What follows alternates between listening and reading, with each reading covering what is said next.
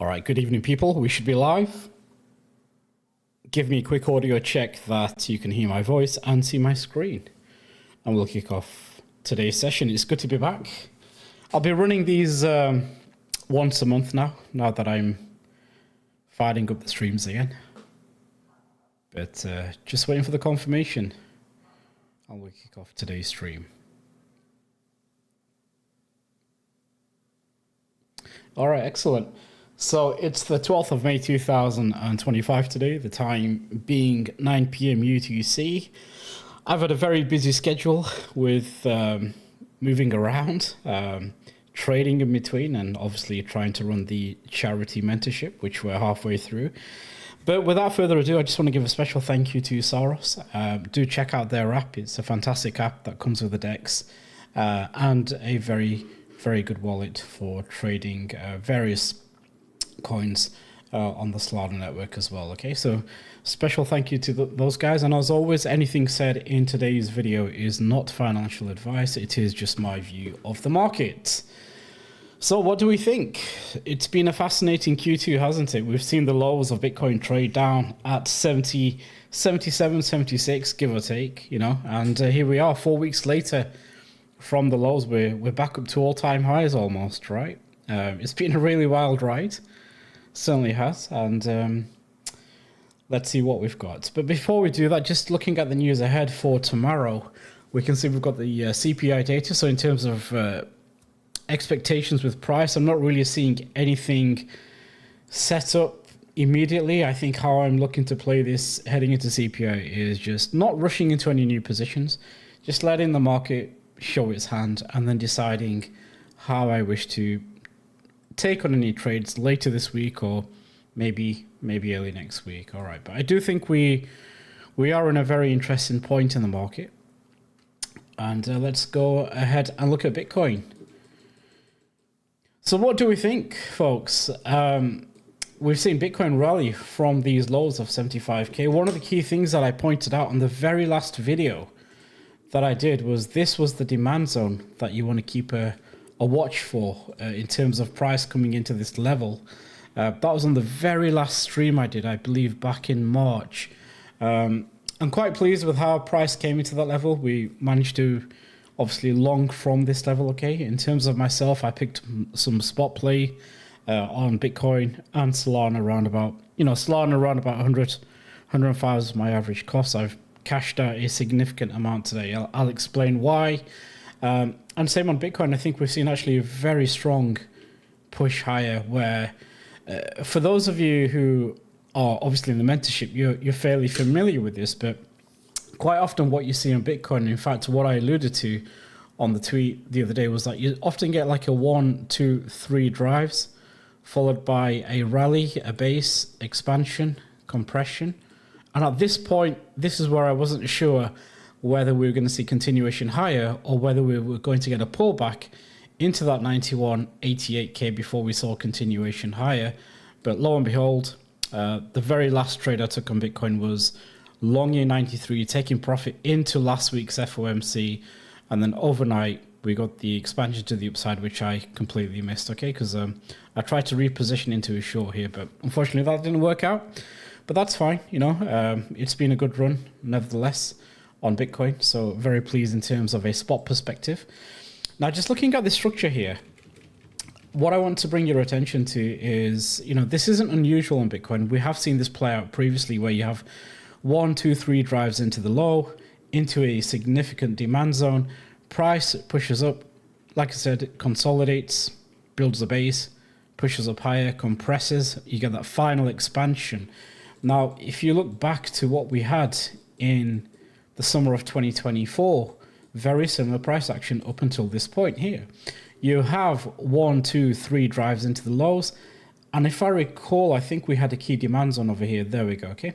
This was the key demand zone. Now remember this because this is a region that we were longing last May and then again in August. But this, again, is very reminiscent of the price action that we've just seen in the sense where we get 1, 2, 3 drives into the low. And what does price do? It essentially gets a lot of people shaking out their position with it, with a very good reclaim There's your a rally base, another rally followed by the compression into the expansion. Now, at this point, you probably think the expectation is for price to run the highs, but it stops short, you know, at 71,000. And you've got a clearly defined mid-level in this instance. So again, just looking at context where price can and might just go in terms of where we are, it could still be range bound for quite some time. If we just run this forward, we can see the pullback that we get into the mid-level. Now, this would have been key for me in the sense where if I'm looking to long Bitcoin back towards these highs and potentially higher, then you're essentially looking for either price to find support at this level, or you're waiting for price to take out the lows, then get back above. Okay, so there's two ways you can execute. You can step into the trade here, but you run the risk of price pushing lower down, at which point you're probably likely to get stopped out if your stop is just under these lows here or further lower down. Or alternatively, you're running, or you're hoping that you see some sort of run of these lows before we see acceptance back above. That's the trigger to get long, and you're looking to trade back towards range.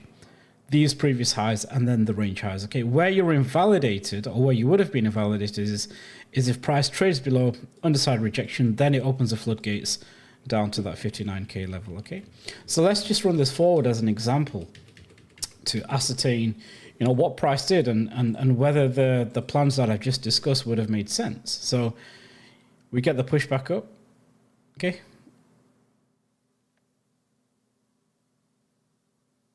It's still holding that key mid-level. So you can see in terms of the expansion that we've had up, very fast moves, short-lived compression, another expansion. But then this is on the 21st of May.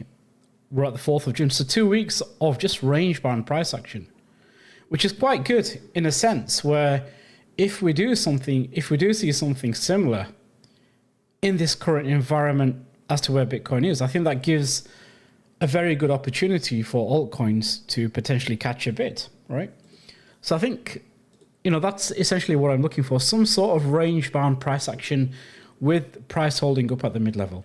So now let's just run it forward to see where we currently are in terms of price action with what we have today. And there's a couple of scenarios that come to my mind here. So you can see if we just drop back to the daily, once again, 3 drives, builds the base, expansion, compression, expansion. Okay, is this the last push, or are we likely to see one more push up into the highs? My personal preference here is I would much rather see a corrective move into 97s being the first objective. If I can just get rid of these lines here.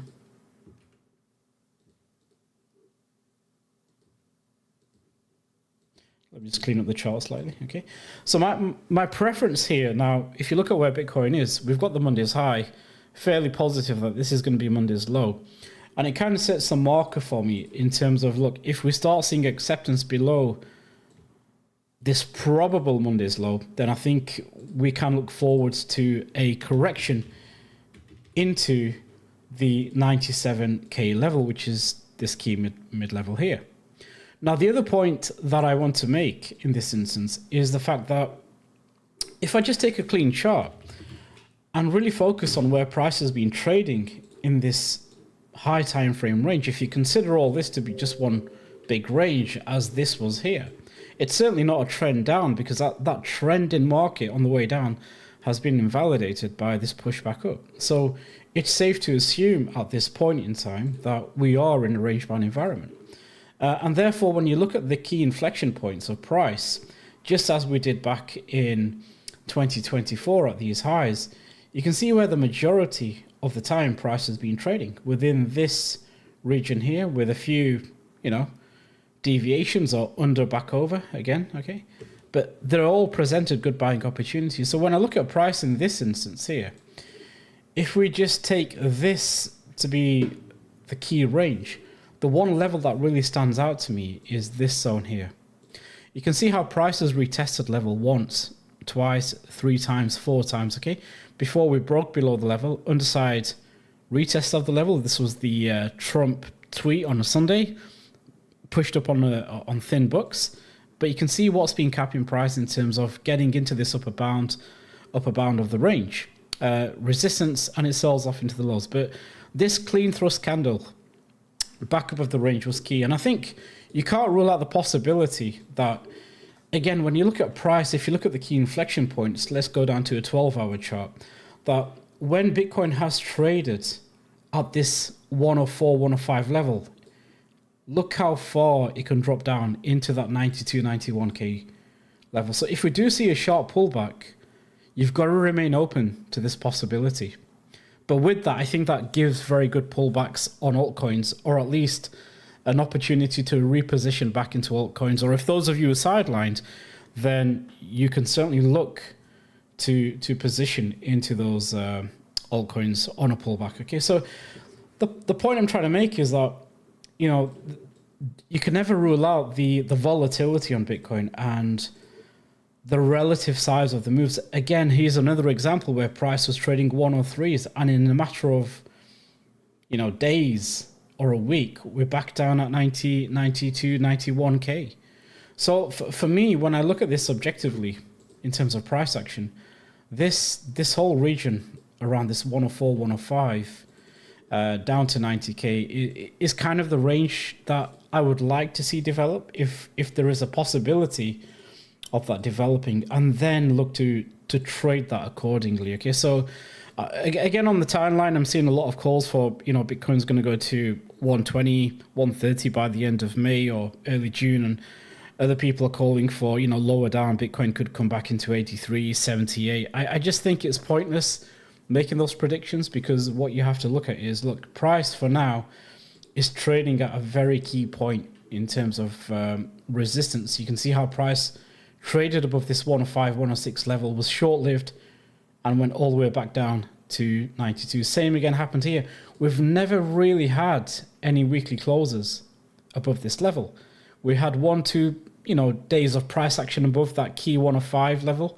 But again, when you look at the weekly, the highest weekly candle body is at 105s. And again, it's kind of acting as a level of resistance here. So I think objectively, when I look at this, it wouldn't surprise me if we do happen to get a pullback into this key zone here, that 90, 98, 97K level, because this was the previous mid-level that I had. If I go back to my the chart, that zone there. But ultimately, look, I think for as long as price holds this level here, which has been key for trading the entirety of this range back in November, December, before we broke below this in February, obviously with the Trump tariffs and all the shit show that happened with Trump.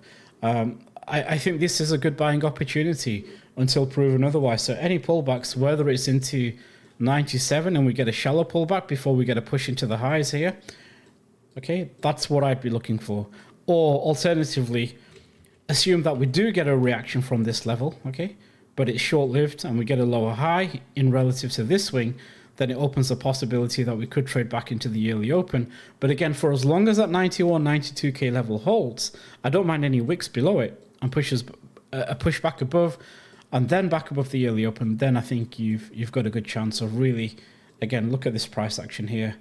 You've got a really good opportunity in terms of looking for longs into the range highs. In terms of longs where markets are right now, I just don't see the appeal, given the fact that we've had expansion, base, another expansion, compression, expansion.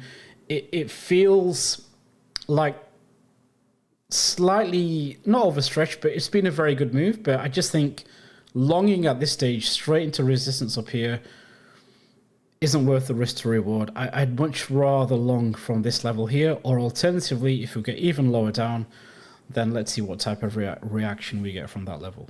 Okay, is that clear? So the two key levels for me in terms of longs, preference-wise, let's have a look what happens when we get to 97s, or alternatively we're looking at 91, 92. Around that yearly open region, maybe, just maybe, we push slightly lower, filling in some of this inefficiency here before we see acceptance back above, and then we can really go for the highs, okay?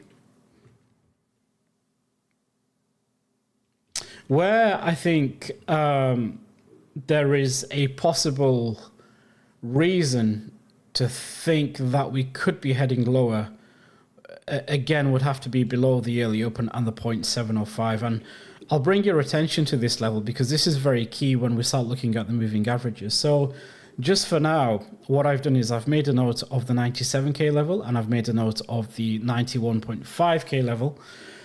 If we now look at the moving averages on this, again, one of the main contexts in terms of why I think Bitcoin is all right. I don't think there's any real trouble to the downside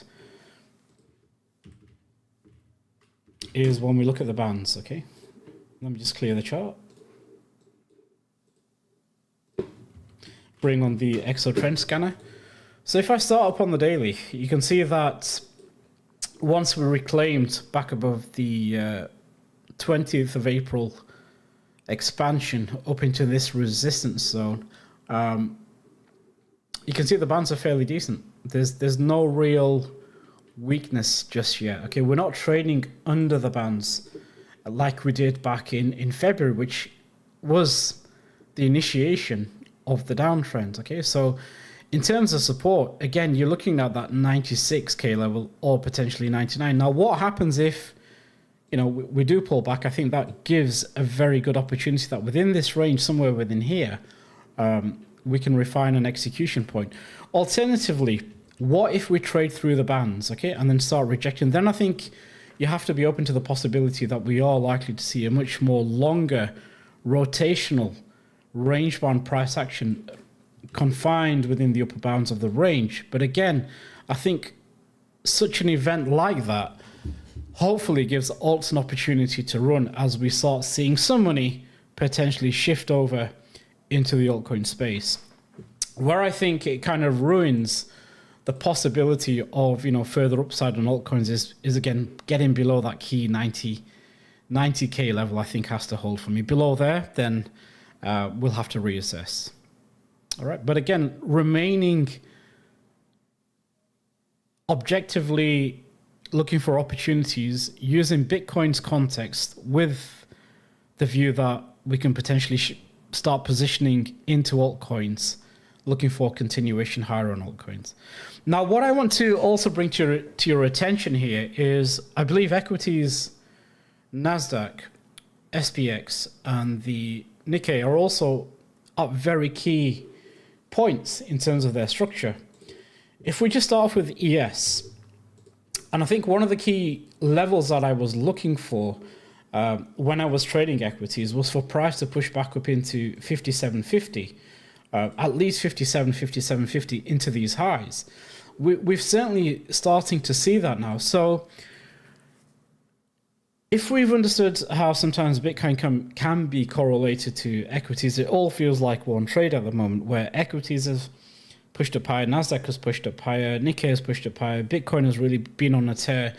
All markets generally had bottomed around that first week and a half in April, and it's just been a relentless bit on the way back up.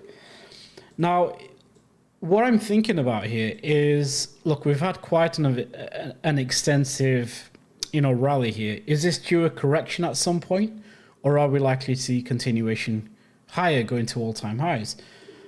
But what also comes to my attention is something like this, where we see a significant drop and it's just a straight V reversal back up, okay? Shallow pullback and then continuation higher. If we get something like this, where price consolidates above these highs, it doesn't really push up higher, it doesn't really break down. It gives you that rotational environment. I think you can expect the same potentially on Bitcoin, where there's just a lot of rotations between 97 and 106. But again, if we do happen to see ES, as it did back in August 2024, where you got a pullback into a key level of support before we saw higher prices. And again, if we see that here at some point, you know, does equities trade back into 5,500 before we see continuation higher? And I think this is the one scenario that you've probably have to observe, that if ES does start trading below this key level and we see continuation lower down, does that then mean that there's a fairly decent chance that Bitcoin could trade back into that 91K level. So again, just what I'm looking for. It's not set in stone. I wouldn't really tie my bias to this. It's just an observation that if I start seeing ES and NQ pulling back into what is probably a decent correction and it holds with continuation higher, then I think that supports the argument that, you know, Bitcoin could potentially come back into that 91K level before we see continuation higher there. Below this level, then again, like I said, just taking it from one zone to the next, this is where I'm interested in as a buyer. I certainly don't want to be buying up here, and it's essentially the same on Bitcoin. Now, when you look at NASDAQ, again, when price sells off aggressively, similar V structure, before price spends 1, 2, 3, 4 days, and then it gives you that deep pullback before we see continuation higher. So in terms of the zones here,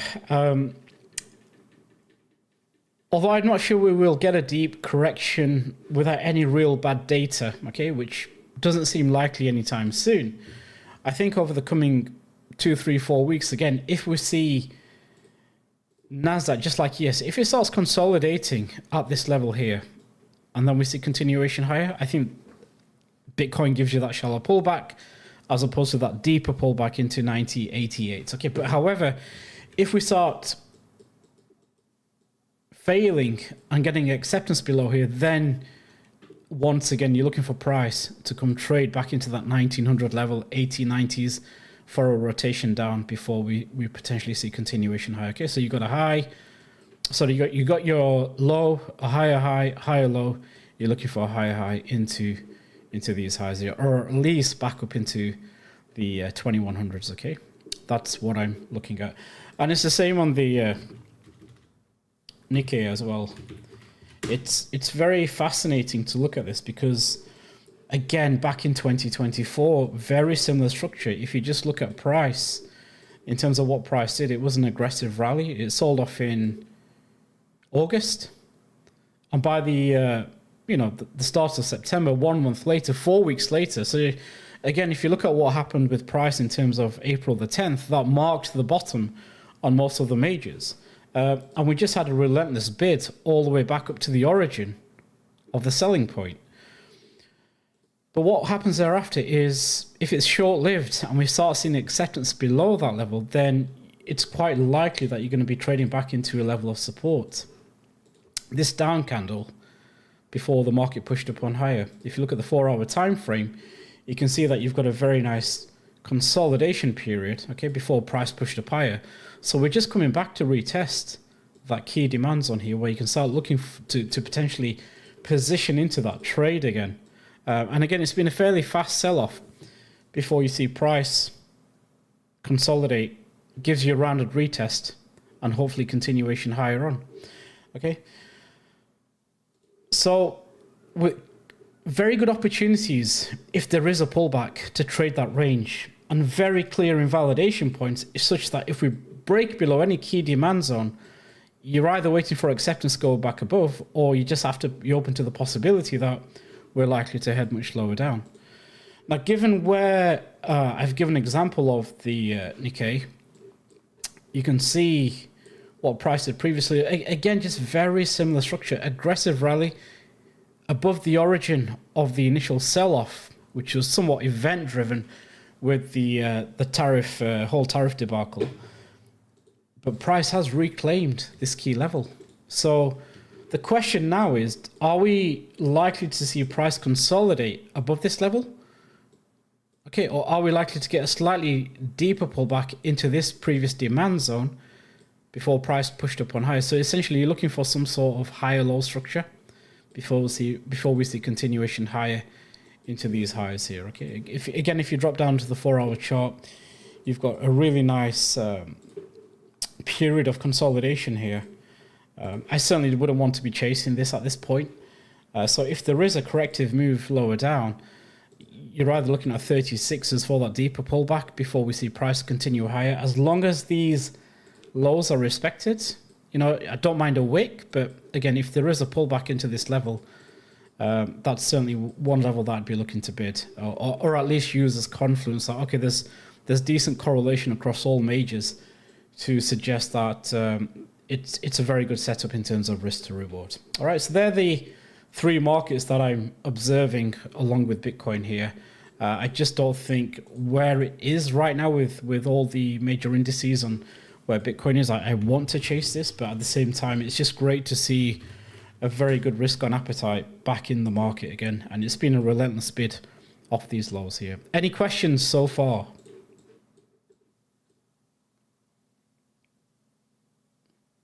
Yeah, I mean, you can look at CVD. It's not something that I personally use. Like I said, I prefer just to look at price action. You know, CVD, open interest, whatever it is. Ultimately, you're going to be executing off the chart. The chart is your compass, right? It's going to tell you essentially your execution point, where you're looking to enter the trade, and where you're invalidated, or which levels you're looking to trade it into. Everything else from you, just if it's part of your system, you know, CVD, for example, then if you can quantify that and you've got stats around that, then great, more power to you. But if you don't have anything verifiable in terms of like, okay, when CVD is like this and price is up here, this is a high probability, sure, or the expectancy behind that trade is relatively positive for you, then, you know, if you have that backing with statistical data, sure, go ahead. The odds are in your favor. But for me, CVD is not one of the metrics that I really journal, if I'm honest with you.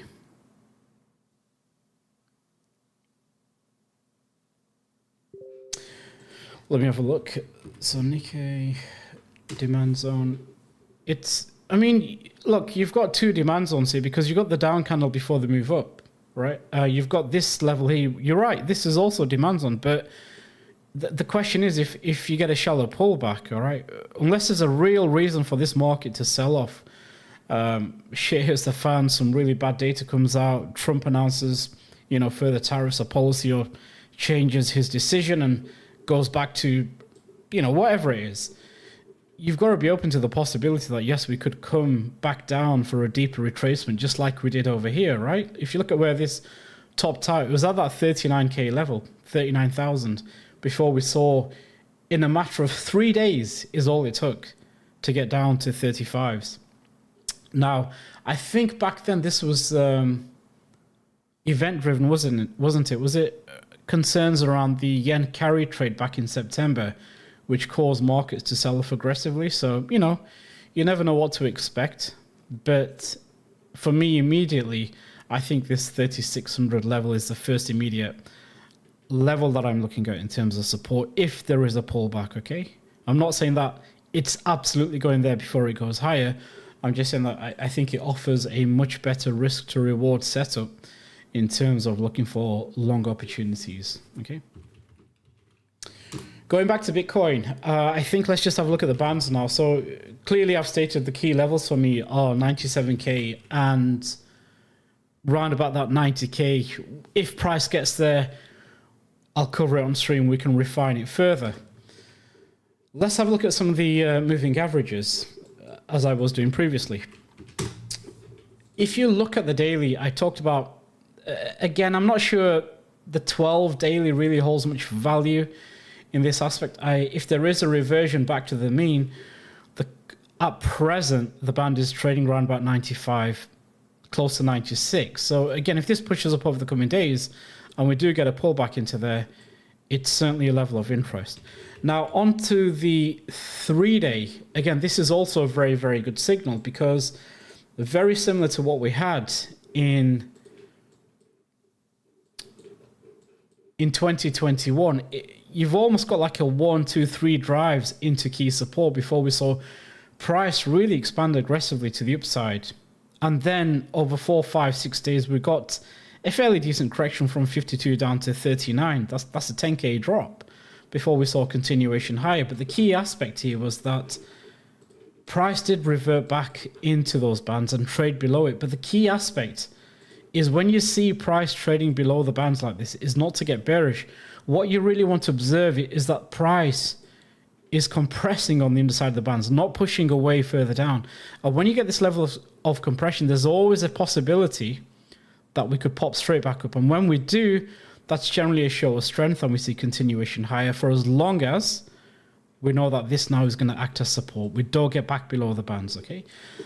Like we did here, you can see price pushing above the bands, 3 days above it. The minute we get back below, that is your sign that there's inherent weakness in the market.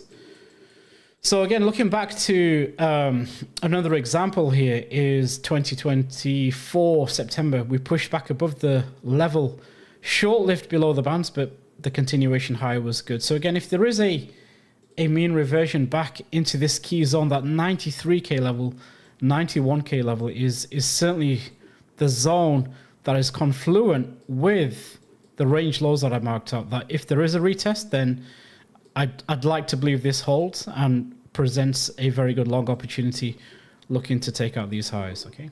That's where I'd be looking for. And then going on to the weekly, let's have a look at where the weekly bands are trading. Again, adding some really good confluence to that whole region of 88, 90K. You can see where price had previously found support. No real acceptance below this level until, you know, shit hit the fan.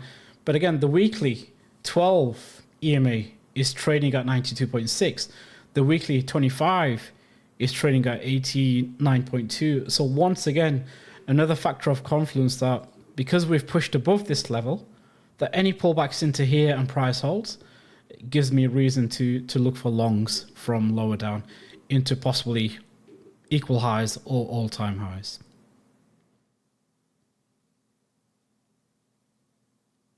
Is that clear? So in terms of context, just really being patient. If Bitcoin gives me the setup, great. If Bitcoin pulls back lower down, then I think altcoins will give you that opportunity to potentially scale in.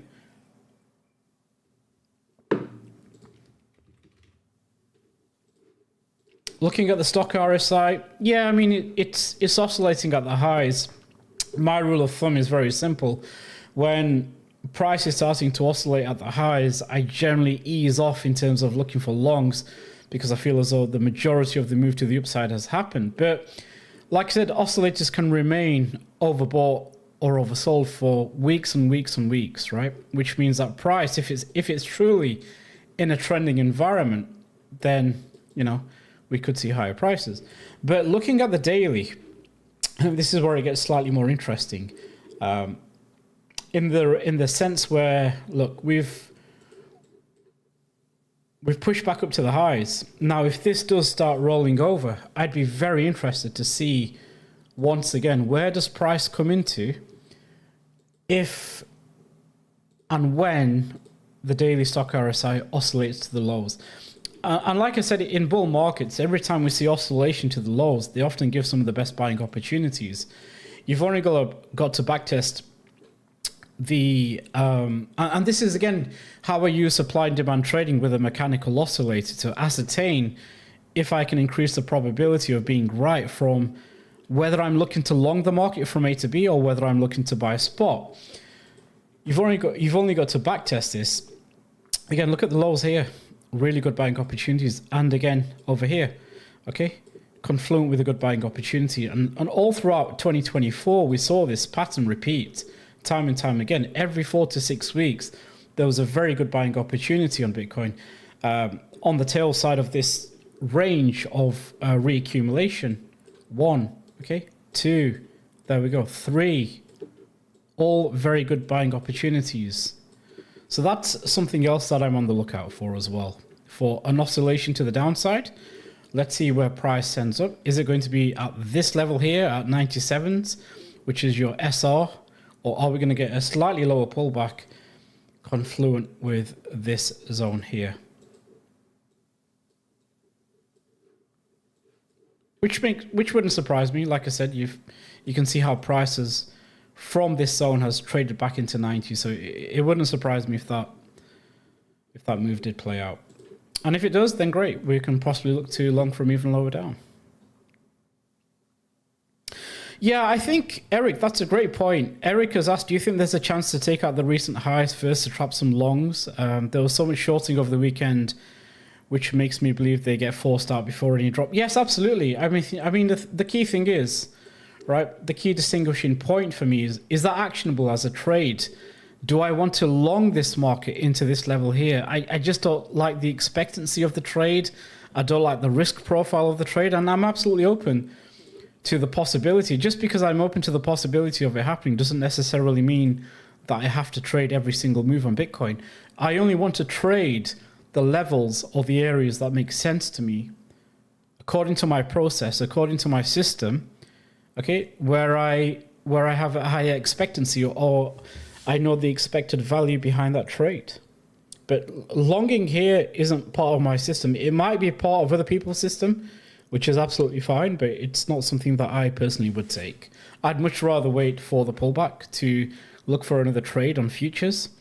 Otherwise, I don't get the trade. And if that's the case, if we do push up without any pullback, then I would actually say that I think there's a probability that even if we swing fail this high, then I think that actually offers a better opportunity to hedge any spot exposure that you have, and you're looking to potentially trade this, just as we did here, back into that 90k level. So, I'm open to the possibility of even shorting this for as long as we get some form of acceptance back below. Then it really opens the floodgates to trade back into this whole entire range-bound area, okay? Because it is at resistance. So I'm not going to blindly short resistance. I want to see what's causing price to trade up here. Is this shorts puking and therefore becoming forced buyers? And if they're forced buyers, in a bullish scenario, what you really want to be looking for is, all right, price pushes up, you get a shallow pullback, consolidation under resistance. Anybody who's shorting or got the stops here now, that is what's going to give you that cascading move higher up, okay? These shorts up here that I've positioned, think they're on side, okay? More shorts start piling in because look, deviation over, back under, short the level. But all this short build-up could be the fuel for the next move higher with aggressive market longs piling in. That's what causes those really fast, explosive moves up, cascading liquidations, spreads get blown apart. You get those very thin, inefficient moves even higher, okay? So you've got to be cautious of that scenario, that if you are looking to short this, then you've really got to be seeing the reasoning and the context around this zone, that, okay, what is price telling me here? If it's holding up, then you've got a problem. You really don't want to see price spend too much time trading this area if you're short. But like I said, if you're looking to hedge some of your risk or take profit, then, it could be a decent level. But personally, it's not something that I would long into. And equally, I think a lot of my context really depends on what ES, NQ, Nikkei does. And until they start showing signs of trading lower, then will I start aggressively looking for those shorting opportunities. But I'm not going to lie, I do have a hedge on currently. I've hedged out some of my spot exposure at 104, essentially, was the reason why I hedged. And the reason why I hedged is because, and I'm happy to get stopped out if price wants to push higher, that's great. I'm just trying to preserve my downside. But when I look at price action here, you can see again on the 3-day chart, what was the origin of the move down? The origin of the move down was this candle here. Expansion to the downside, okay? Never really retested the level thereafter, and we saw further expansion lower down. So even on the daily, when you look at this, the origin for me was this candle body here. And again, due to the fact that we've never really had a weekly close above 104.2, we've had rejections from that level, and we've had quite an extensive move. It's been a phenomenal move, I have to admit. I was expecting some form of correction or a higher low to occur here, but that clearly wasn't to be the case, and the market pushed up on higher. Great for your spot buys. Just unfortunate that I never got to long a swing long from down here, unfortunately. But for now, this is an area in terms of contention for resistance, and again, so we'll see what we get. Okay. I wouldn't rule out this scenario personally, and equally, I'm open to the possibility that we might run the highs before we get a pullback back down again. Then it's a question of has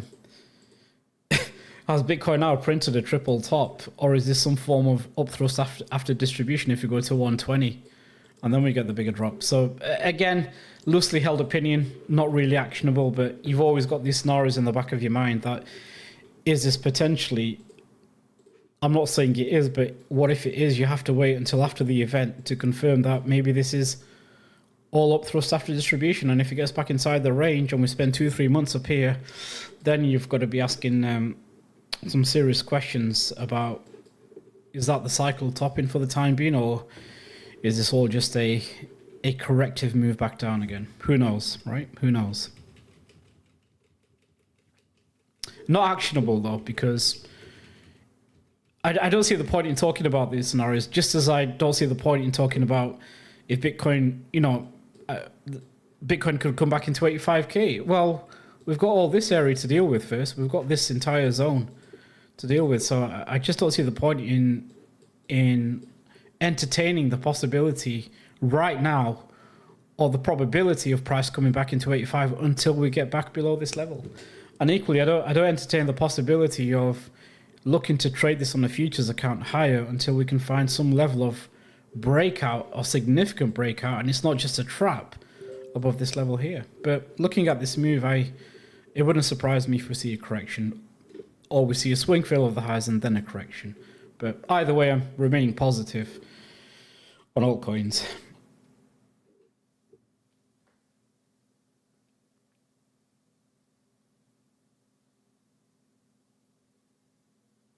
I'm just reading through the questions, so if you hear a moment of silence, I'm just looking at the comments.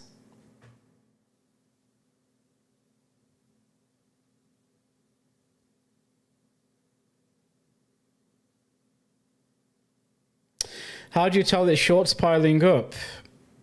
Well, there's a couple of ways. You can look at open interest, you can look at CVD, you can look at the footprints, right? Because when it comes to footprint trading, and something that you don't see on a candle, right, is on footprints. I'll give an example. You'll see a lot of, even on the tape, you'll see a lot of aggressive market selling, okay, trying to push price lower down. But what's essentially happening is, say, for example, all this aggressive selling that's trying to push the market down, but it can't. Let's just take this, for example, here. Assume there's a lot of short selling here, right? But this is all they can do. Clearly, that's telling you that limit bids are passively absorbing all that aggressive effort and build up of shorts, such that once they get triggered offside, you get an expansion to the upside, okay? And what you'll also often get is, like, say, for example, shorts are selling into passive bids here. Let me just get a different color for the marker. Let me just do this in blue. So here's an example, all right? So you've got limit bids here, aggressive shorts, more limit bids here, aggressive shorts, right? And all that effort, all that selling, and all price has done is just move, say, 1%. Just say that's 1%. And the minute, price starts catching a bid, it's been backed up with further passive limit bids. Price pushes up again, more aggressive selling into those passive limit bids. Same again, a more aggressive selling, but they can't seem to push price down. And eventually all that short position that you've got here, what do you think happens when these guys, all of these that were selling have got the stop above here? What do they now do? When they're offside, they become forced buyers, okay? It's not market's bullish and everybody stepping in. Sometimes what causes the aggression to the upside is actually short participants being forced to close their positions, which causes us fast, aggressive moves up, combined with breakout traders. Now, when you know it's actually a very good move is the fact that you'll have then, when you get these thin, inefficient moves up and price starts, consolidating here, all these limit bids that never got filled, they often get moved on the heat map. You'll see it happen, and then they'll start absorbing price here, any aggressive selling, and the pattern continues further higher. So that's kind of how markets move. But when there's a sign of weakness, it's when you've got essentially, if I just run this back, where when you see these fast cascading moves up or fast aggressive moves up, how often do you see price just come all the way back down inside the range? That's a sign of weakness. And we saw that actually a very brief version of that on the lower time frames on Bitcoin. If you look at this here, you can see how price on the 1 hour, right, cleared these highs. But where's the continuation to the upside? What caused this move to trade into 105s?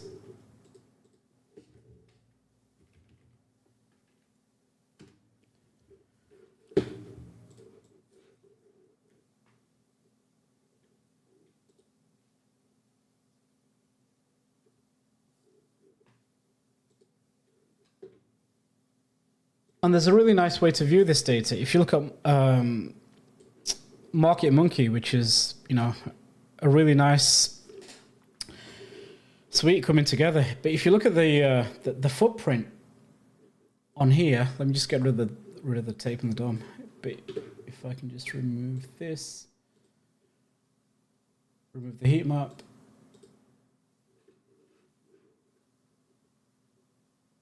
Remove that, okay. If we just focus on this area here,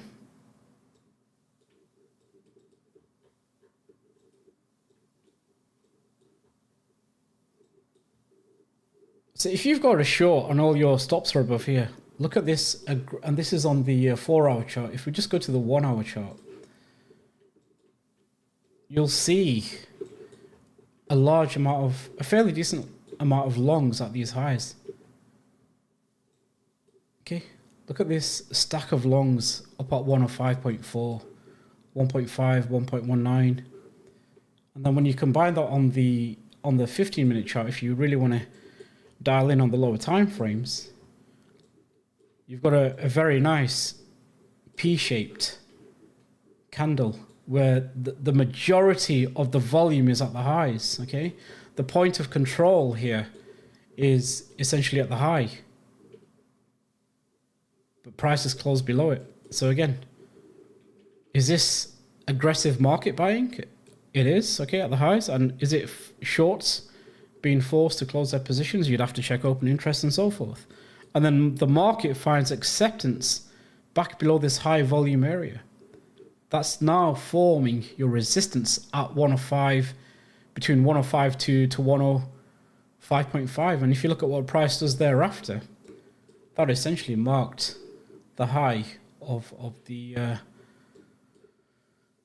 recent move up, and before we saw acceptance get back inside. So again, subtle variations that you need to identify is this a genuine move up, or is this just forced short closing aggressively into some passive asks, which is why price couldn't push up higher. A level of absorption before you see price find acceptance back in this low time frame range, and then price obviously starts selling off with some level of selling off on the CVD as well, okay?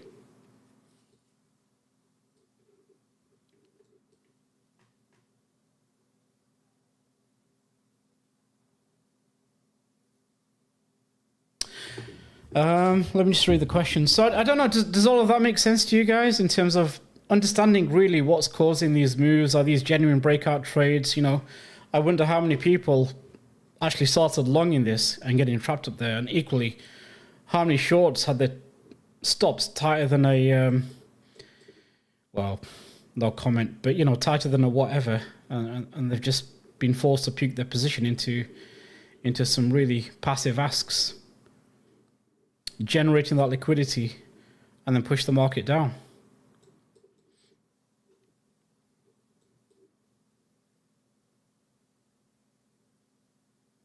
I'm not really a big fan of CME gaps, Charles. I mean, I used to be once upon a time, but for me, price is going to go there. It's going to go there, regardless of the narrative.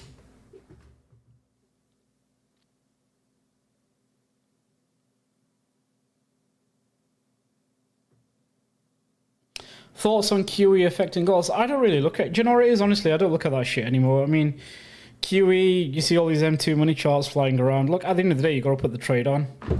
If it gives you adds to your confluence, then great. You know, for me, I've just gone back to basics and trading price action and really looking at order flow. It tells me all I need to know. Volume, footprints, market profile, order flow. Kind of gives me the reasons to execute the trade. And whatever other sentiment there is, macro sentiment, probably forms 10% of my bias.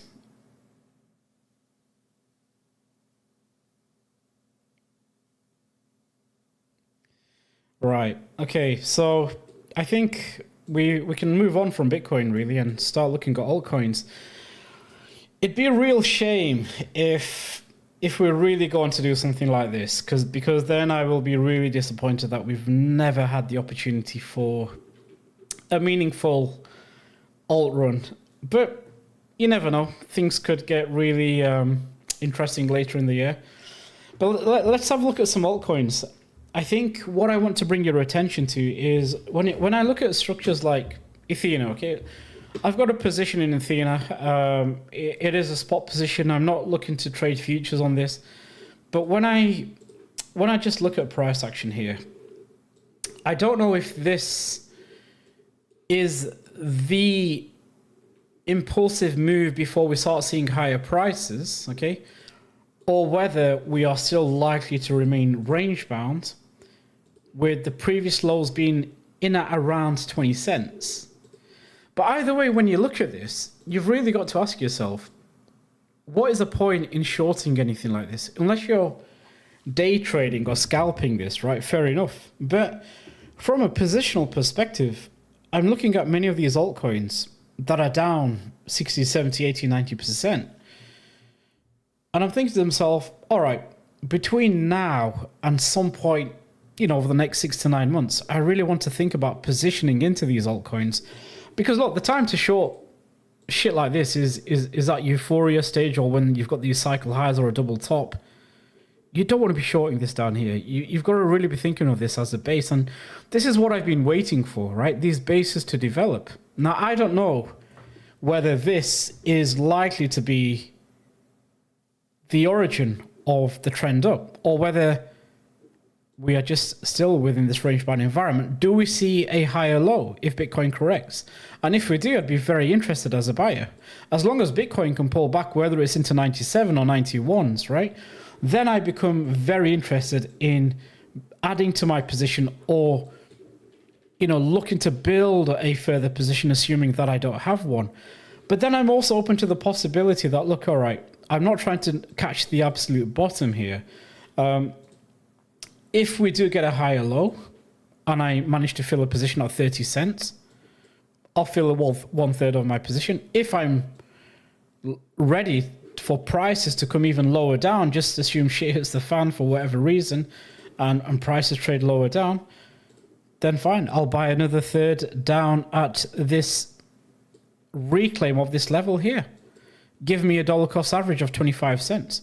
Ultimately, I'm looking for price to trade back up into this zone here, almost $1. So from dollar cost average in for around about 20 to 25 cents, give or take, I'm looking for a very good asymmetric opportunity to the upside with a clearly defined risk below here. And so I'm willing to wait for these opportunities. But again, the key for me really depends upon what Ethereum does, what ETH BTC does. And for me, I'm really looking at the meme coin sector. We've just seen over the last week, in a matter of 3-4 weeks, absolute, meme coins pulling 3, 4, 5x's. If you look at Moodeng, never traded this, right? But 1, 2, 3, 4, 5 daily candles, it took to print from 3 cents to almost 30 cents. And you will get this because why do you get these moves? Well, 2 reasons really. Number one, the supply side is actually very, very thin. Okay, there's no real resistance on the way up. Number 2, you've got seller exhaustion. Look at the small candle body closes at the lows. This is what you want to see, is true seller exhaustion into a base-like structure. And then you get this fast expansion fueled by people who, if this is on perps, then if they're trying to short this, you get that next push up. Then they try to short this high, and you get those huge impulsive moves up. They get blown out of their position, spreads get blown apart. Books are very, very thin. It doesn't take much for price to trade him up into the next high time frame supplies. And so again, we are into a very key level of supply here, and that's why I tweeted earlier on. Look, I think where Bitcoin is, we could see another push higher, fine, but I really don't want to be chasing alts at this stage, especially those alts that have shown strength. I'd much rather buy a significant higher low, and who knows where this could end up. If you look at this price action here in October, 1-2 days of price action, again from 6 cents to 26, followed by a 1, 2, 3, 4, 5, 6, 7, 8, 9, 10. A fairly decent 50% retracement of the move before it took off again. So if there are any decent retracements, then I'm not saying I'm going to be long in this, but I'm just trying to give you an example. Goat USDT was another one. I bought this at 8 cents. I took profit at 20 cents. Okay, I've taken profit literally. I didn't nail the top. I wasn't looking to nail the top, but I think there's a decent probability that, again, if Bitcoin does start breaking down for whatever reason, and this then gets below this level here, then I think there's a good chance that I may get to buy a higher low. And maybe we get an even longer drawn out bottom before we see price push back up into that 600 market cap level from the lows of 50 million market cap. That's a nice, probable 5 to 10x, depending on how you position. So again, for me, the opportunities are not becoming a seller here. I'm really looking forward to possibly accumulating positions in for the latter parts of Q2. Whether the market goes on a quiet period in Q3, then fine. Alternatively, if we start catching a bid, if we don't get the deep pullback from this point onwards, right? Using this as an example, you've got a very nice pivot point to get back into the trade if you don't get the deeper pullback. In fact, let's look at where the yearly open is. And we'll bring up the monthly open level as well. So ignore the weeklies. Let's go to the higher time frame. Monthly open. We'll give the quarterly a miss and we'll leave the yearly open. We'll do the yearly open in blue. And that's what we've got. Let's have a look.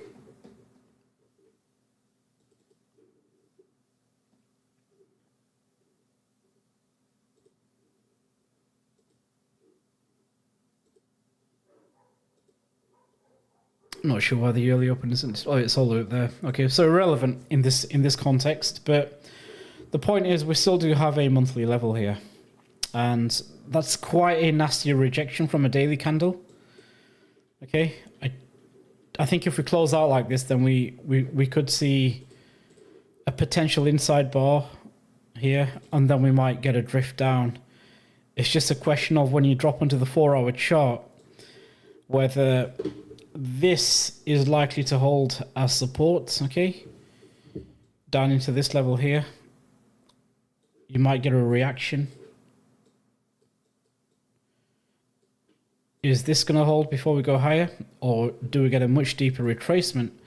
And this is all just a bear market rally before we see a bigger consolidation. But either way, there's some really good opportunities. And I think the final pointer to all of this is, again, using the trend scanner is where I really wait patiently for these type of structures, because again, looking at ENA, I haven't touched this since last year when I sold at $1. But now when you look at the moving averages here, it's still choppy, right? Yes, we have a relative higher high. The question I'm asking is, are we going to see a higher low somewhere in here, or are we just going to drop down through the level and print another lower low into a slightly longer base? But if you just look at the curvature of the bands here, we are starting to develop a base. And again, when you look at the duration of this was from August all the way through to October, a good 3 months within this range. So, you could argue this is the most relevant low on the 7th of April.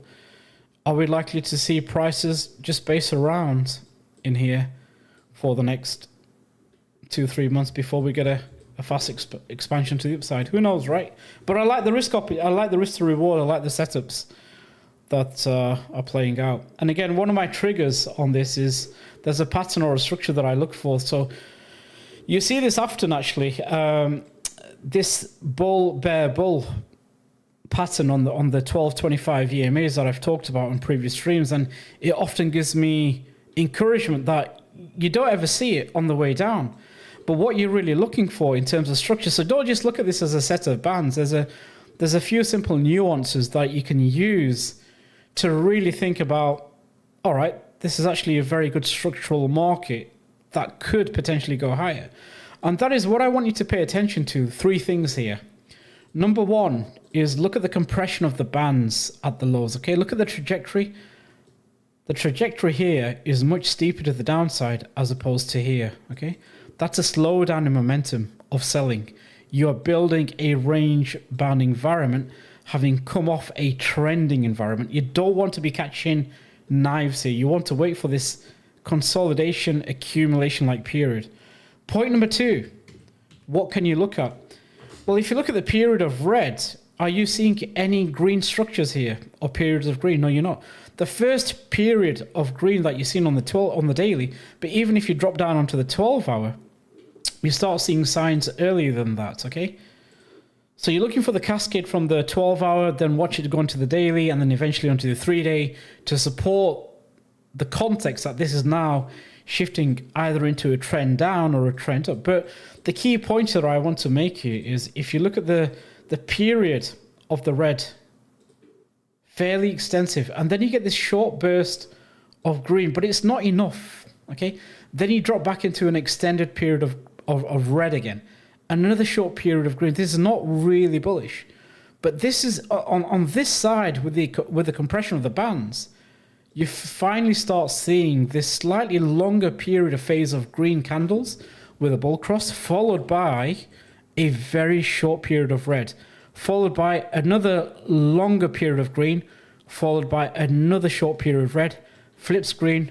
There's your trend shift. Okay, very subtle variations that you can look for on whether it's a 12-hour, the daily. You can even apply this to the 4-hour, the 1-hour chart.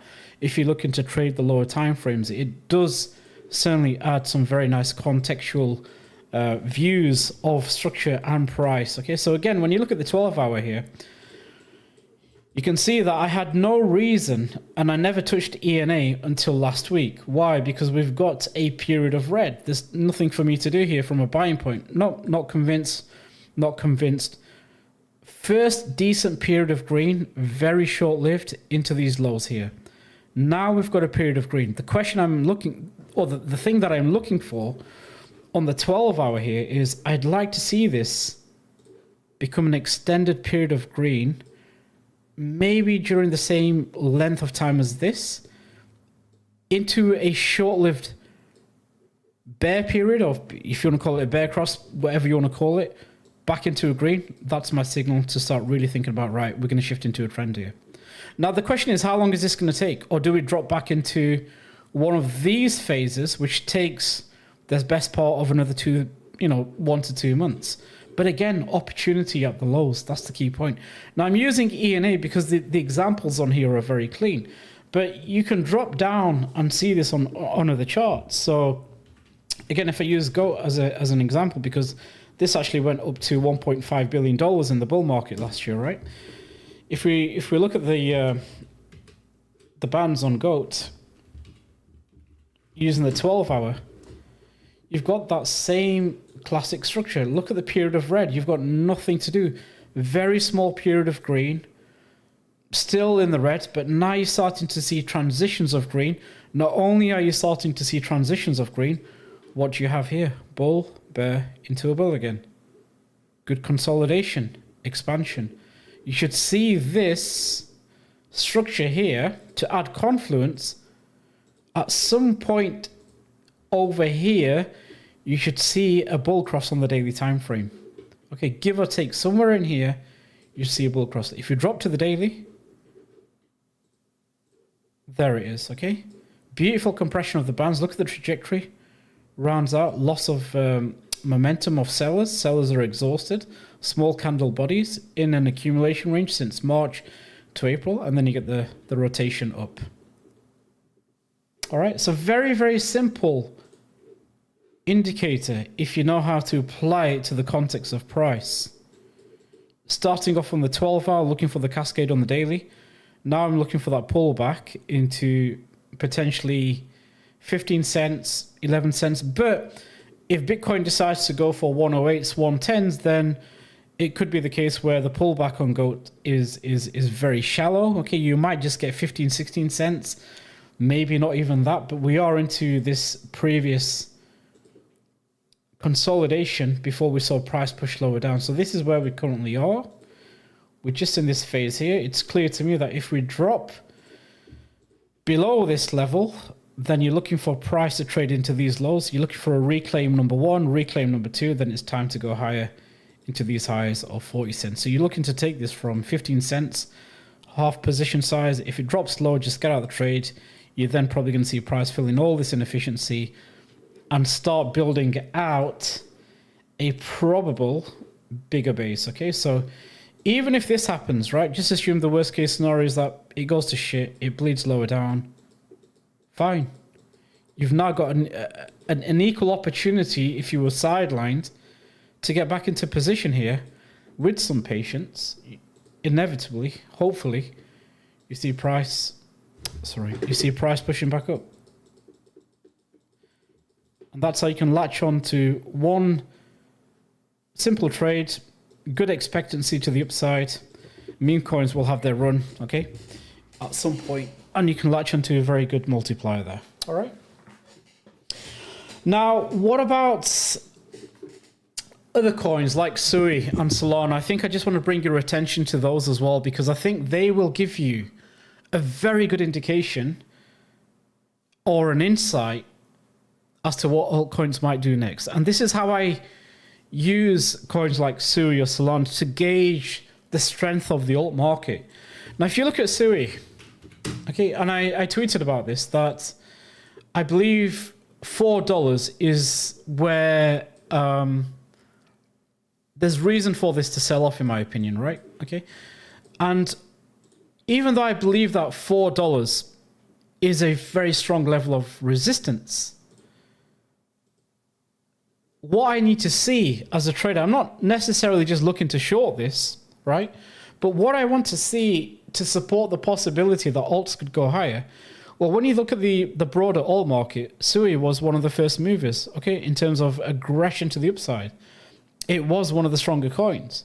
So if this is one of the leaders of altcoins, what do you need to see to give you belief that, hang on a minute, altcoins could go potentially higher? You want to see it find acceptance above this key level here, because then you're looking for price to trade this range. And if Sui can show me that, then I think there's a really good possibility that there'll be some decent appetite on other altcoins which are showing good strength, primarily AI and meme coins.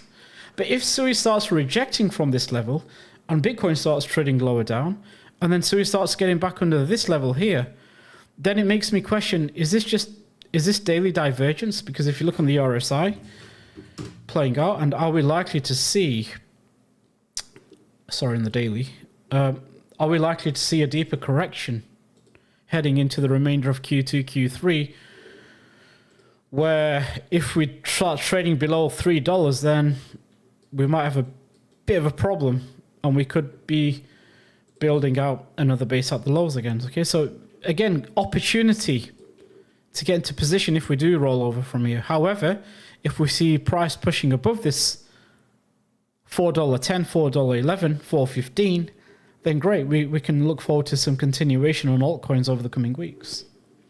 And again, when you look at the bands here, you could get a reversion back into the mean. You really want to see that $3.35 level hold, because below here, you are then trading below the 12.25 daily EMAs. Okay, then it becomes contention for, was this all just really, after an extensive sell-off, a bear market rally on altcoins? Not a bear market on Bitcoin, but a bear market rally on altcoins. And therefore we have to anticipate, well, there's a chance that we could become buyers lower down. Now, Solana is another one that's interesting because we've had this really nice move up. If I just remove the bands, again, it's been trading really, really well. Okay, for me, I positioned into some spot Solana at the lows. You know, watching this come all the way down, like I said, I exited my spot Solana at 275s. I was very public with that, and I got to start buying back in once I saw the reclaim above here. Okay, this is where I started scaling into some Solana with the view that it could go to 150s. It got to 150s. Okay, I traded this on for some very low time frame trades. Did very, very well. Missed the move on futures, but no problem. I'm still covered with spot. But now we are at that key inflection point. All right, you can see where it's been a beautiful range to trade in terms of rotations. That 120 to 180 level has been very nice for those of you who like to trade markets. Some really clean rotations. Resistance, resistance, and again. Almost there again, okay? And once again, at that 180, 185 level, you've got the lower bound of the range, and you've also got the upper bound of the range. Now, what I'm looking for in terms of continuation, it's very simple. Again, this is the reasoning why I think if Bitcoin gives us or presents us with an opportunity to long either 91s or 97s, it's going to be fascinating to see what Solana does. And for me, the key pivotal point is this, because this is almost like a reversion back to the mean, this green line. You can see where price sells off, trades into here, to the underside, comes back into this key mid-level, and again, okay? So you can see how this has been a magnet for price, this key zone, every time. But what's interesting is, look at this pullback here, from that 180 level into 150. So again, if we can pull up into here and hold this level, look at the expansion that we saw previously in Solana. Are we likely to see an expansion back up to 180s and then continuation higher into the upper bounds of the range, probably trading back into the early open?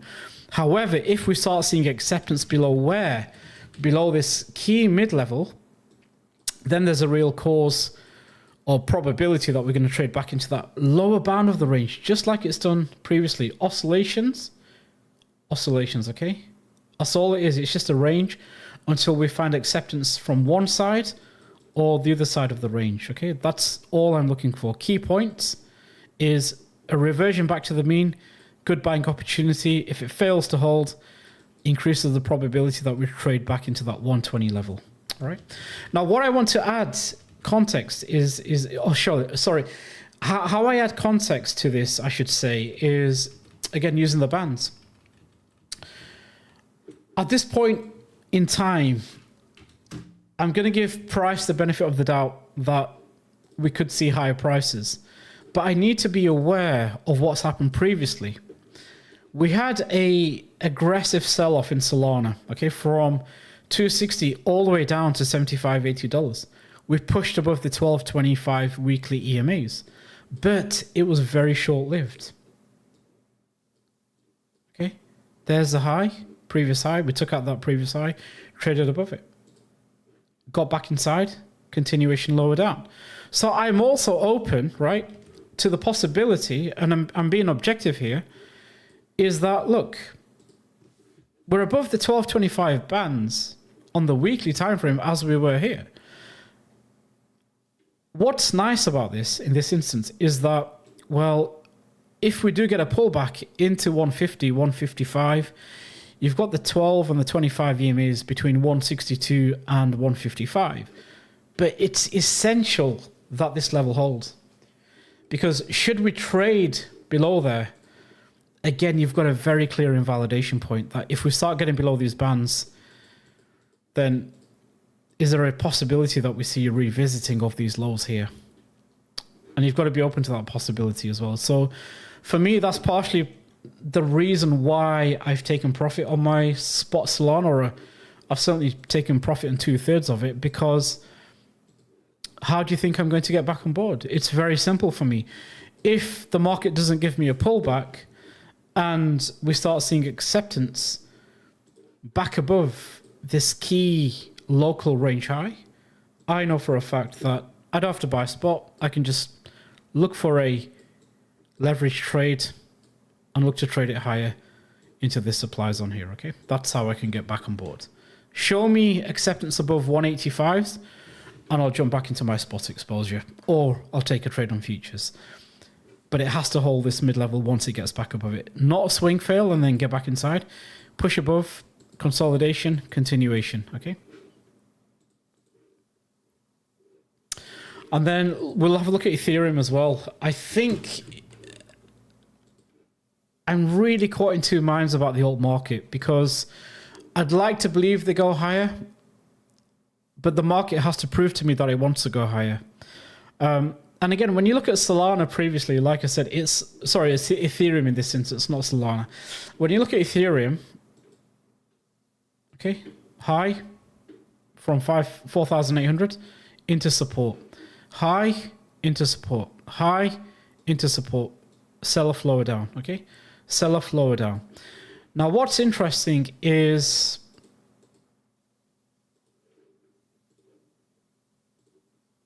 you'd look at this and you think, oh, look, there's a range reclaim of this key low here. This is really bullish. This was all just a deviation, right? Look at this deviation. Any pullbacks into here, you're gonna trade it higher. For me, I just don't. I'm not convinced that we are in a position on Ethereum where we're just going to keep grinding higher and higher and higher.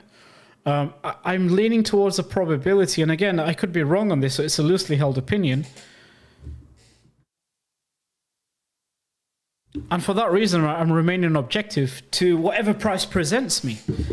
So the question I'm asking myself is, look, this rallied up into this supply zone here. It was a fairly decent move, without a doubt. You know, from $1,000 all the way back up into 2,000. In fact, the lows were at 863. So you've doubled your money here at this point. We're into a level of resistance. So when I look at price here, if I just map this out cleanly, I would identify this as my range high, and this be my range lows here. And so if I start seeing rejection at these highs, which is and again, this is just a hindsight example, but I'm trying to give you context of price, that if I start seeing rejection here, then there's a really good possibility that this whole region may provide the foundation of building a base before we see significantly higher prices later in the year. And so this now becomes my demand zone. All this consolidation, any pullbacks into this consolidation are for buying.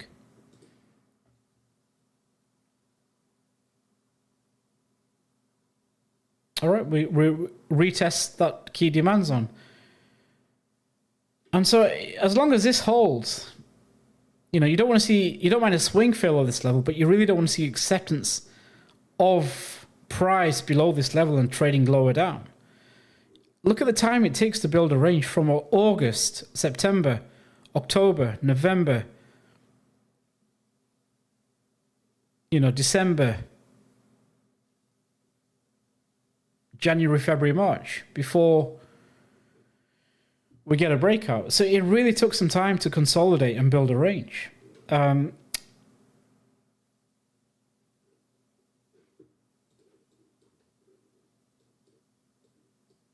so I'm open to this possibility that, given where price is, are we likely to see some form of a range develop on Ethereum? But again, I don't know. That I'm just remaining objective to the possibility that, look, we've reclaimed this level here. So again, it all comes back down to whether price can hold this key SR level for me, this zone here. And such that if it does, then great. You know, it supports the idea that Bitcoin gives a shallow pullback, whether that's 97 or whether that's 91K. It gives us that pullback scenario. And then when you look at this from a range perspective, where did price rally from previously? It was from this zone here, okay? These lows, let me just go to the 2-day chart.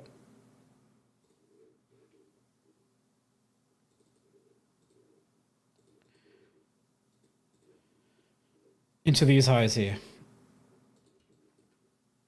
That for me, I feel is somewhat where we are at. We are into this high time frame supply zone. This was the origin of the move down in February. Okay, so we've retraced almost the entirety of the drop and back up into resistance. So the key question is what happens next. And again, you can see why I've been taking profit on some of my alt trades here, because we're into high time frame resistance. If we're going to push higher, then I don't mind seeing a shallow pullback into this previous mid-range. So if there is a pullback into this level here with Solana, with Bitcoin, with Equities, with Nasdaq, if it all starts aligning quite nicely, not to say that we can't push up one more time, okay, and then get a pullback. I'm looking for a low to be established and this to be the real shakeout before we start seeing continuation higher again, okay? That's the scenario.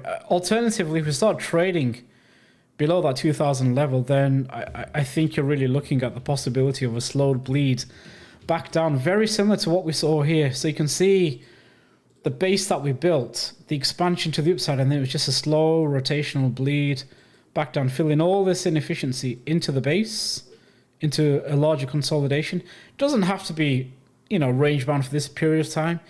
It could just be that we fill in a lot of this inefficiency, build a base, get back above, and then continuation higher, right? It just gives you that higher low. Alternatively, I guess we'll be fortunate to buy back in at the lows again, right? But this is resistance for me. I'd much rather, I don't mind a push up, but I'd much rather see a pullback over the next 2-3 weeks, maybe, before we see continuation higher. Again, when you look at the stock,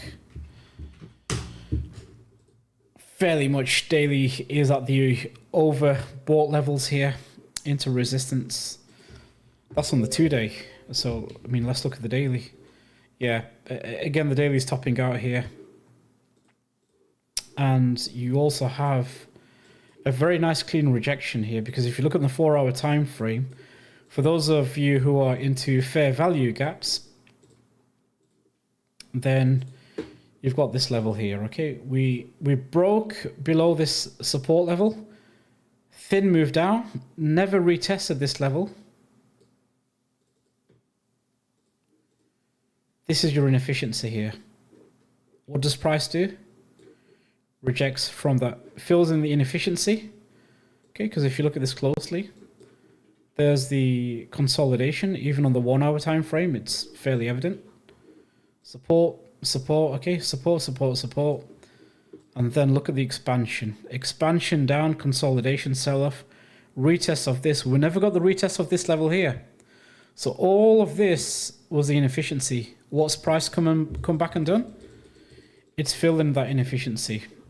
And it's also given you a somewhat of a swing fail, okay? But it remains to be seen whether we see one more push higher up.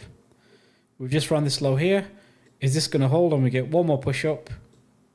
If that holds, then great. Otherwise, if it gets back inside, leaning towards a rotation lower down again into a corrective move, where we can start thinking about buying back at some SR level to be defined later. Underneath BTC as well. Really good move. I really like ETH BTC. The key for me was this. It was such a beautiful structure. If you look at the this candle here, absolutely beautiful candle. Weekly pin bar close. Okay, if you look across the line, where are we? What did we trade into? We traded into this previous demand zone here. So we've retraced the entirety of the whole move of the last 4 or 5 years on Ethereum, all the way back to this origin. And so you get a weekly pin bar, okay? And I explained this to those in the charity mentorship. It's not a paid group, by the way, it's just a charity mentorship. Weekly pin bar, what you're really looking for is if you start seeing an inside bar here, you've really got to be thinking about at some point, this is going to give a reversion back to the mean. And your immediate resistance or supply is this level here. So don't be surprised if you see an aggressive candle pop back up whenever that happens, and kind of fuel the move on altcoins and Ethereum. Okay, there you go. Straight back up into that level. And when you look at the EMAs, it's reverted back into that weekly time frame band. So now the question I'm asking myself, well, when I look at the weekly bands here, when you look at the trajectory, it's not quite come off yet. It hasn't based out. Are we likely to see something more like this building out before we get a move back to 0.4s? And again, if Bitcoin's at 100K or $100,000, let's just assume Bitcoin remains at $100,000 for the next, I don't know, 2-3 months, hypothetically, then you're looking at this range here. For Ethereum to go back to $4,000, assuming that Bitcoin is constant at $100,000, then a move back on ETH BTC showing relative strength to Bitcoin is what's going to get you to get Ethereum to go back to $4,000, okay? Assuming Bitcoin holds up in this range for the next month or two. But again, when you look at the daily, there's a nice bull cross here. So again, looking for, you know, are we going to get a higher low at this point in time, or is this going to give a fairly deep correction back into the base, and then we start building a bigger base? Because that's what happened previously back in 2019, 2020. You can see we had this expansion all the way back up into the suppliers and some 0.23, 0.24, kind of very similar to where Ethereum, ETH BTC is now, before we saw a correction and then a slightly larger correction before it really took off, okay? So again, remains to be seen with what we get over the coming weeks. But overall, when I look at this, when I look at all the altcoins and I look at the structure of Ethereum and ETH BTC, and assuming that shit doesn't hit the fan, you know, then I'd like to think that there's going to be some very good buying opportunities in terms of positioning into those altcoins, into those spot plays, okay?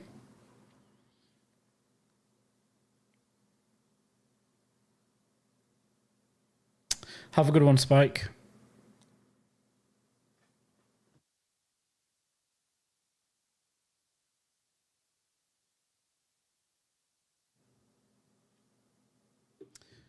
How to get into the mentorship? The mentorship's going to be finishing in 2 weeks, so I really wouldn't bother if I'm being really honest. There's no point. It's going to be finishing in 2 weeks, or 2.5 weeks' time, I should say. But is all that clear? So basically, what I want to tell you is that, you know, when it comes to altcoins, I think you've really got to start planning about the possibility and the probability that there's going to be some very good buying opportunities if we get some decent retracements, okay? It's not all doom and gloom, but you just have to have a level of patience. Alternatively, if ETH BTC and Ethereum kick on and Equities holds up and we get a shallow pullback, then you've got to be looking out for those shallow higher lows on alts that are showing strength to ascertain the possibility of markets going higher, especially in altcoins for the next 2, 3, 4 weeks. That's all we might get. We might just get 3, 4 weeks of bullish price action, and then it all goes to shit again. But I hope that makes sense. Looking at Bitcoin, looking at indices, looking at Solana and SUI, because you want to see those markets that have demonstrated strength show to you that they're going to give you a shallow pullback before continuation higher. But if they get below their 12-25 weekly EMAs, then you've got to be open to the possibility that we are not going to go much higher on altcoins anytime soon. But at the same time, you've then got to be looking at Q2 and Q3 as potentially presenting you with very good buying opportunities, okay?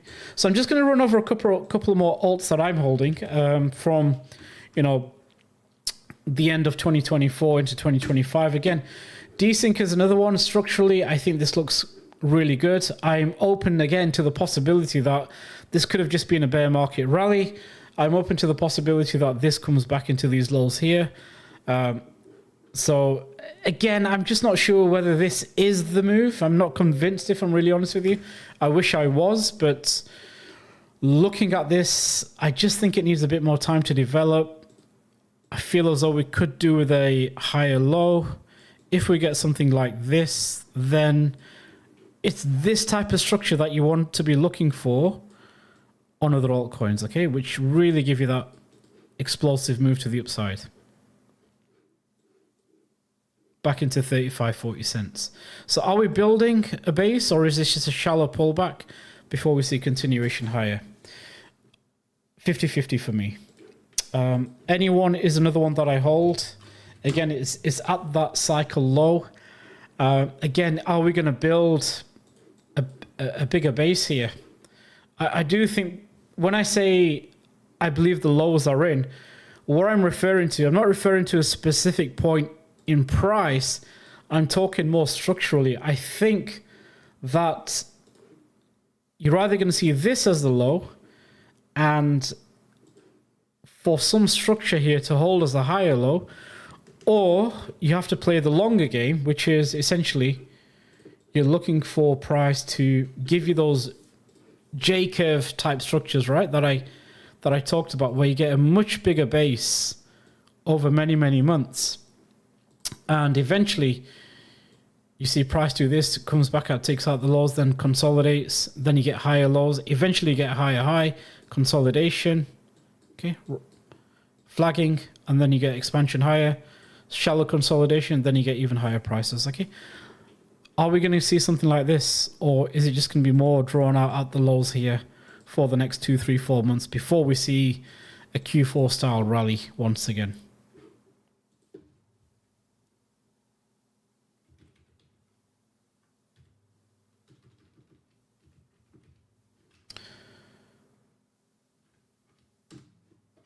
Saros is, thank you to Saros who've partnered with me. It's, what can I say?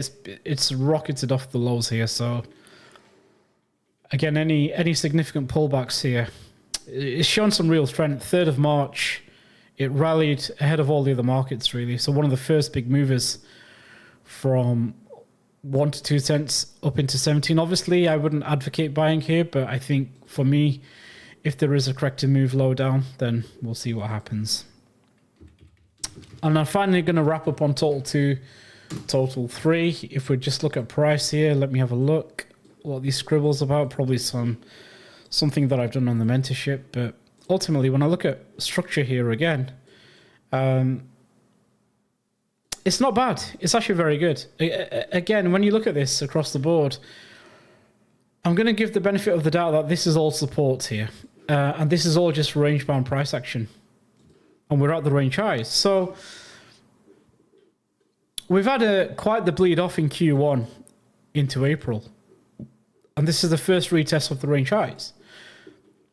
So if we want to see continuation higher, then it's clearly evident what needs to happen. Has to get back above here. Not just a spike and back below, but real continuation. But alternatively, we could see something like this. I'm not saying that we're going to drop all the way down here. I'd only entertain this scenario once we get back below this level here. But just don't be surprised if we do happen to just remain range bound for the next 2-3 months. But like I said, I think with that comes some fairly decent opportunity. When you look at the trend scanner, we're above the 1225 weekly. So what would give me confidence is if this starts give me a cross at this point here, maybe we get a shallow pullback and then continuation higher into these highs here, right?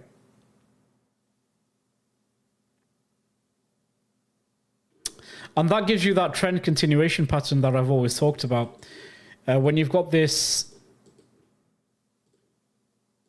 base-like consolidation. So what happens is, and I'll show you how this works on Bitcoin as well. You have this base-like consolidation, price trends up, distributes, okay? And what you have is the trend line, high time frame trend line. You're looking for a base to be built around here, consolidation, and then you get the move up. So are we going to see something similar to this on, we've got the base, we've got the expansion. any correction and then continuation higher into these highs. Could happen. Higher low is required here. And to show you that example that played out on Bitcoin, I think I talked about this on stream back in March, that don't rule out the possibility that this could all just be a correction into trend continuation. Because if you look at price here, I think this is the example that I used, that what if we're going to pull back into this trend line, and that could be our reversal point, give or take. And this is a common pattern that I use on trend continuation for altcoins. That if this is a base, then what you're looking for is trend continuation higher.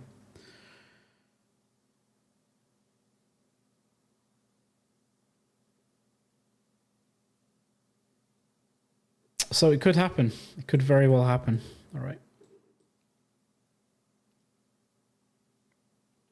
So from a personal perspective, just to wrap up, I'm taking some very short time trades, but I'm looking for those swing longs from lower down. Okay, for my short time trades, a classic example of that was Bitcoin.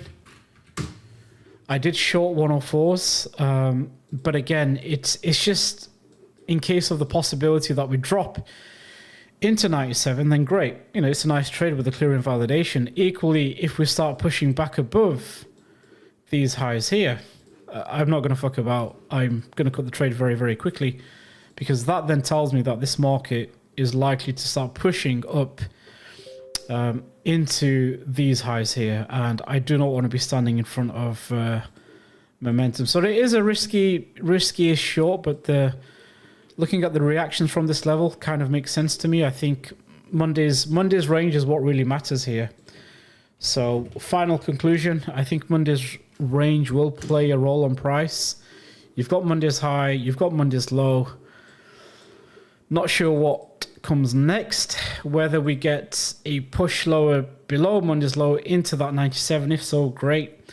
That could be a very decent longing opportunity from this zone here. Okay. Alternatively, if price starts pushing above the consolidation before today's breakdown, so if we start pushing back up into this level and closing above 104.8, 105, then I have to get out the trade, because I think acceptance above Monday's high gives you a nice day trade, I guess, to 108s if it's going to happen. Not something that I'm going to be looking to do. I'd much rather shift my focus onto altcoins if Bitcoin's going to go higher, because that tells me then it's time to chase the beta play, which is altcoins giving a shallow pullback and pushing on higher.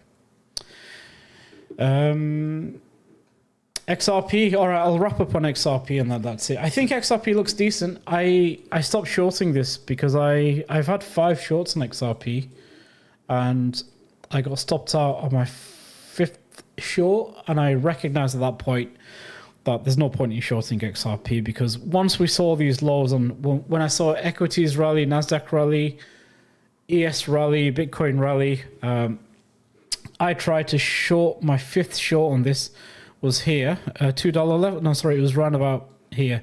I was looking for the underside rejection, kind of sold off, popped up, I cut the trade. Okay, thereafter, my expectation was for this inefficiency to get filled. It did, but now we're above that level. So again, when I look at XRP, I'm not overly excited from a bullish perspective. I just don't see the point in longing something like XRP, because unless you're day trading this or just trading this for a 2-3 hour trade, where are you taking XRP? Because when I look at this, it's just within this dreaded range from 290s down to 150s, right?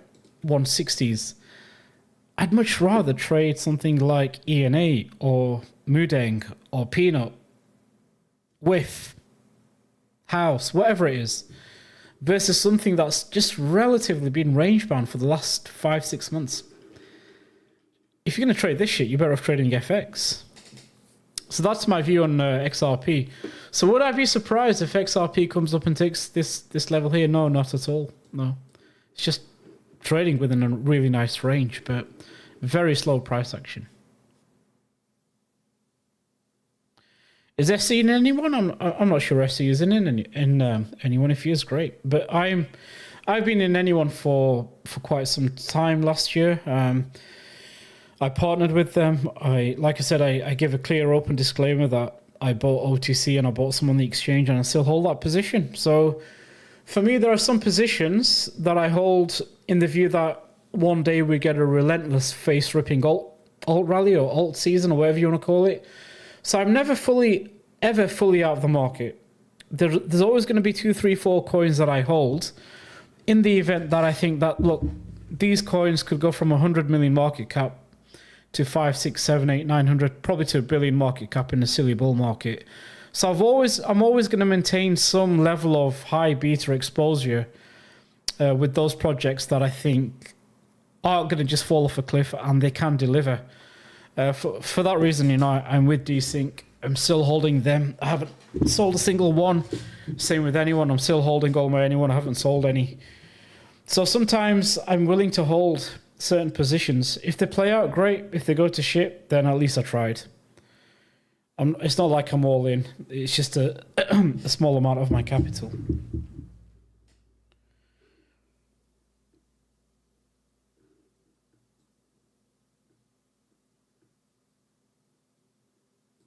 All right, I think that's it really. I've been on stream for a best part of an hour and 45. What I will be looking to do is I'm going to be running these once a month. I'm personally focusing on other aspects of trading.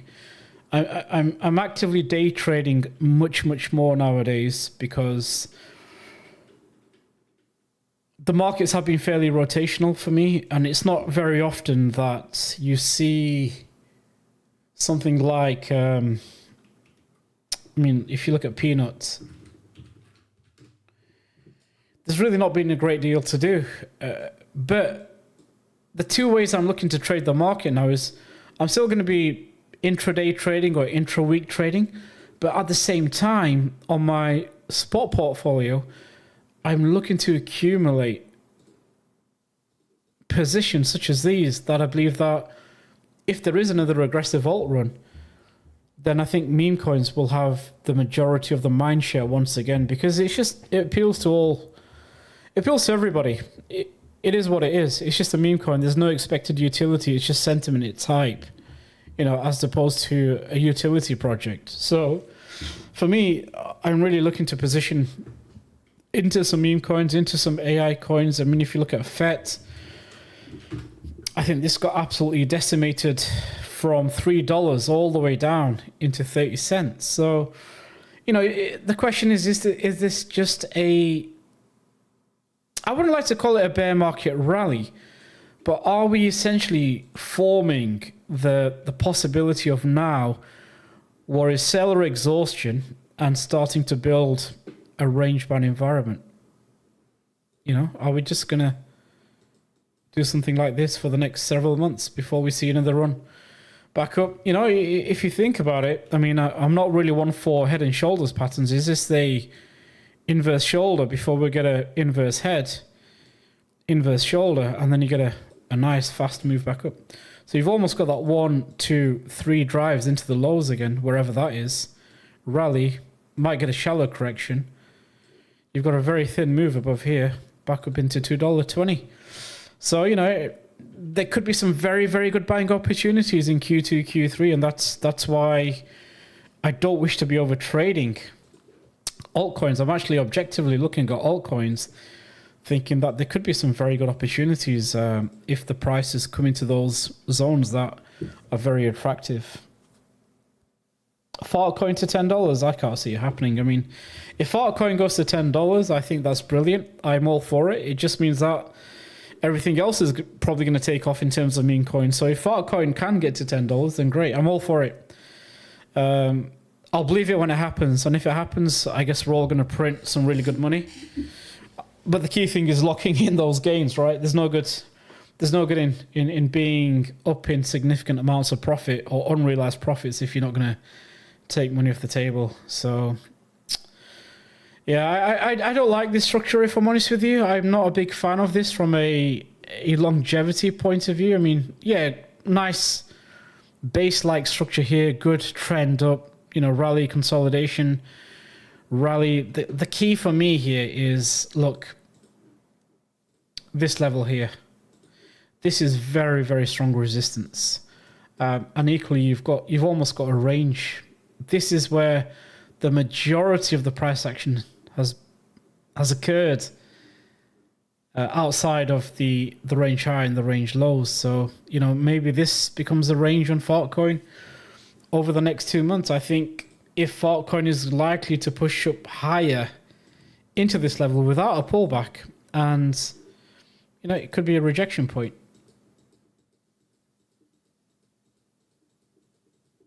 Before it goes even higher again, or potentially lower. Or maybe I'm wrong, But like I said, I have to see what the setup is. It could, if altcoins are going to catch a bid, then there's really nothing to stop it from just going all the way back up, and you get one of these type of moves. Could happen. Absolutely open to it. Have to be prepared to take losses in this game, and when you take a loss, you've got to know when to switch your bias and go the other way.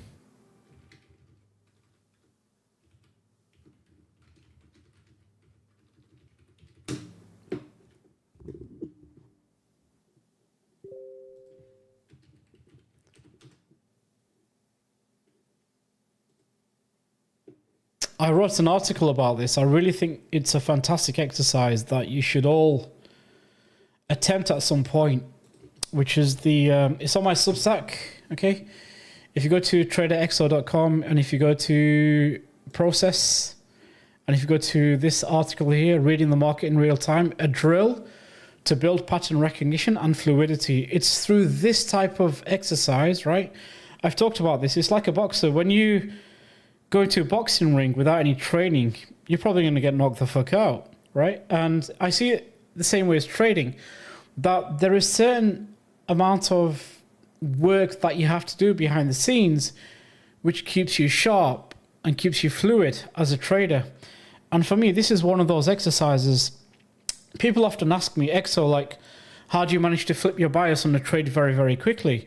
And part of that is because every so often I trade a cut and reverse drill, and I've explained how to do that and which markets you can practice this on, and on the lower time frame. It really does sharpen your ability to flip, as opposed to marrying your bias and trying to keep shorting on the way up or longing on the way down. Just accept what the market is. At times you're going to be wrong. I only have, on my trades, on my day trading, I have a 40% win rate. It's not the highest. So I actually take more losses on day trading than I do wins, but my losses are very, very small because of this drill that I've been going through over the last several years. I know when to cut my trade. And like the example that I gave you on Bitcoin, that if Bitcoin's going to go back up to 104.8 and I've got a short from 104s, I don't have to take a full 1 hour loss. I can cut the position very, very quickly and get out. And I've just taken half an hour loss. To me, it doesn't really matter. It's just another trade. But I'm not going to keep shorting it and then shorting it and then shorting it. If I see reason to flip into a long above Monday's high, and Monday's high isn't just a swing fill, then I can hit that day trade long and probably, try to get a 1.5, 2 hour trade into those range highs that I talked about earlier on. But like I said, it's not the trade that I'm looking for, because I think the better opportunity then in that case is on altcoins.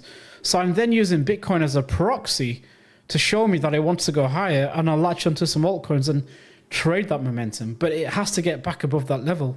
I'll take the half hour loss as opposed to leaving, my stop up at these highs.